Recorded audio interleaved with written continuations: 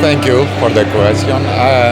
Actually, Regulatory Affairs Department is mainly dealing with IMO. We are following up the developments within IMO, and we are trying to implement these rules changes within our rules, our process instruction, certificates, and this is something that we want to do fast and with high quality. So this is one our main objectives. We also are responsible for the flag administrations, for the delegation of authorities, and we have a target to increase the number of authorities and the scope of work for ABS. We are also, as Regulatory Affairs Department, we are also the contact office for 6 flag administrations, and 3 of them have a high workload, like Liberia, Marshall Islands, and Panama. And we want to provide better service, internal and external, in terms of the communication from ABS and for our clients with this flag administration. And the fourth element is our coordination in the Ajax. Actually, Regulatory Affairs coordinates the Ajax activities in high level within the Council and the General Policy Group. And there we have an objective to push Ajax to be more fast in terms of the response to the challenges that we are going to face down the road for digitalization and decarbonization. And recently we have another new, fresh key objective, which is to provide industry support. And with this, we see 2 elements on this. The first element is working closely with the flag administrations and the regulators, and to provide feedback to them about the implementation of a regulation and ensuring a level playing field, and that there will not be ships that will be unfairly treated or penalized. So this is one element. The second element that we see providing valuable services to our clients, internal and external, is to pass the information, because we are now living in a fast regulatory development era, and also the regulations are becoming more complex. So our aim is to pass the information very fast, and with new tools. We are now working on the development of digital tools and different means, like training, to provide the information to our clients and to have clear guidance about the implementation dates for their fleet, and how details about how the ships will comply with and will cope with these new requirements.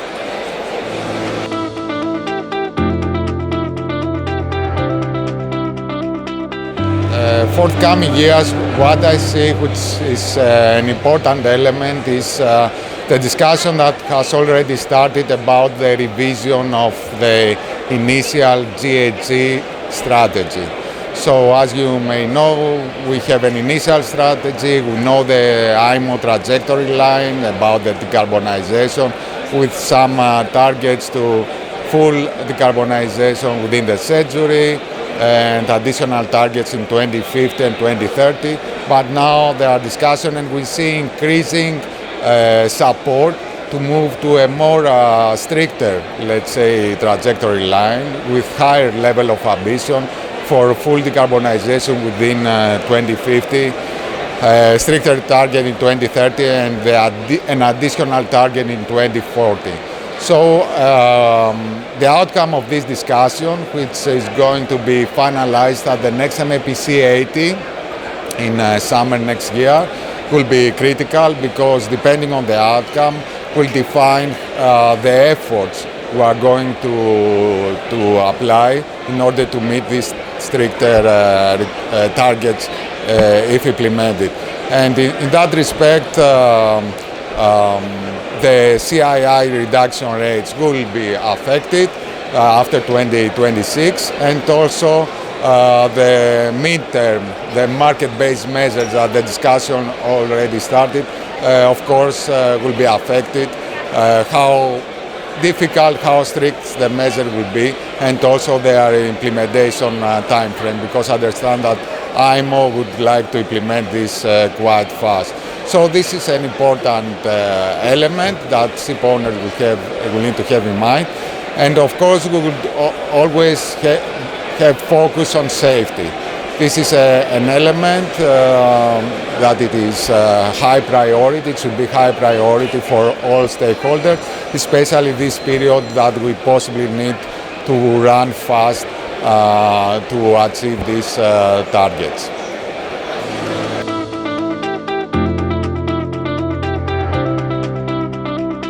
Actually, the EU Fit for 55, the whole legislative package is, let's say, critical regional regulatory developments. The background on this is actually European Union had a target for a 40% reduction of GHG emissions by the year 2030 compared to the 99, but now they increased the level of ambition to 55%. So in order to meet this target, they propose a legislative package covering all industries, but there are 4 changes that affect shipping. The 2 of those changes are very important. One is the proposal for introduction of shipping into the existing emission trading scheme, and the other is a brand new regulation, the EU Fuel Maritime Regulation. So the first one is actually related to the tank-to-propeller emissions, and it defines a cap, and that a ship will have specific allowances of CO2 emissions, and they will have to pay a specific amount based on their CO2 emissions. The price is now fluctuating. It's around 85 euros per ton of CO2. And this, of course, will, once implemented, will have an additional, let's say, financial burden for the ship operators or the charterers, and possibly we are going to see an impact of the transportation of goods within and out Europe. The second regulation is a different concept. Actually, it considers the life cycle of the fuels used from well to propeller, and it is based on the average GHG intensity. This will be calculated possibly for the year 2020, and there will be some limits set that ships visiting EU ports will need to use fuels with a GHG intensity below this limit. And periodically, possibly every 5 years, these limits will be reduced. And there is a penalty that will be calculated for those ships that will continue to operate in conventional fuels with higher GHG limits. So for ship owners, both developments are very important, and we see that they need to calculate their compliance cost to have a clear picture about how these regulations will financially impact them, and also to prepare the fuel strategy for the future in order to be able to use compliant fuels and to avoid the penalties. And also another important element is how they are going to coordinate with their charterers and get to an agreement about the responsibility for compliance with these regulations and the directive.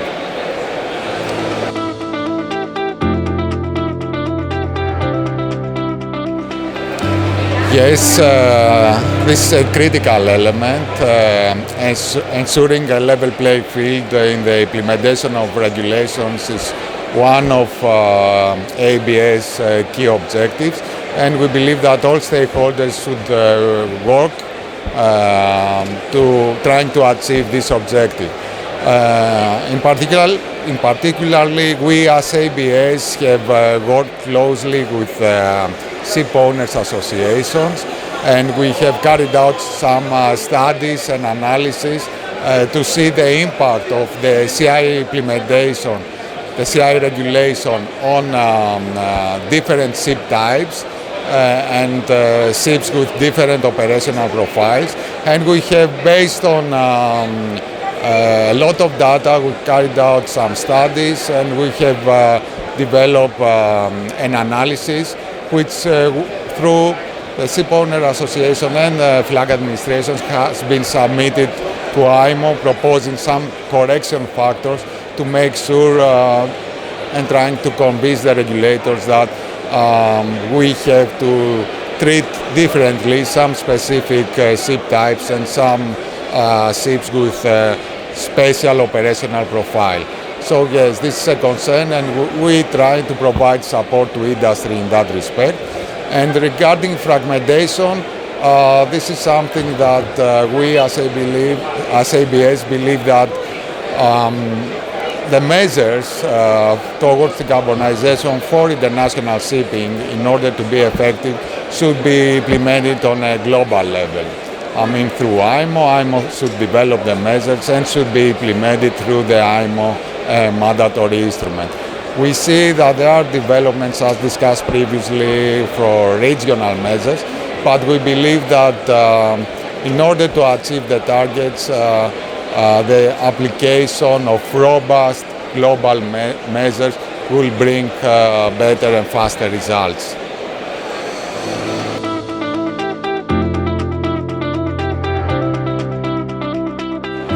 Yes, regarding the regulatory agenda, in my view, the most important element is the revision of the strategy that I discussed earlier.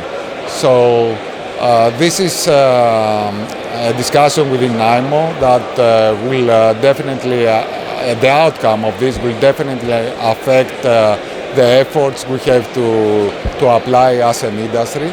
And what it is important is to collaborate, to work jointly towards this difficult regulatory agenda and the targets that we are going to set for the future.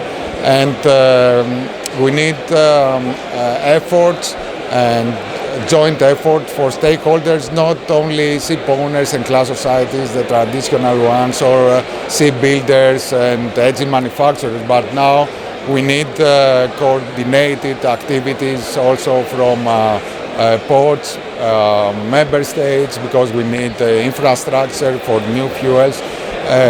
We need to develop technologies that are not mature to burn these new fuels. And of course, we will need the contribution of financial institutions in that respect. So this is my key message and the summary. We need to see what will be the outcome of the revision of the strategy.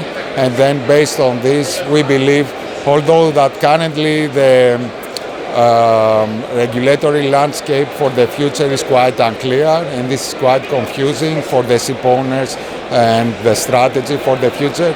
But we see that after the outcome of the revision of the strategy next summer, the development of the mid-term measures will progress fast, and we will have a clear picture about the regulatory regime coming down the road, and the efforts that we will need jointly to put together as an industry to cope with these requirements.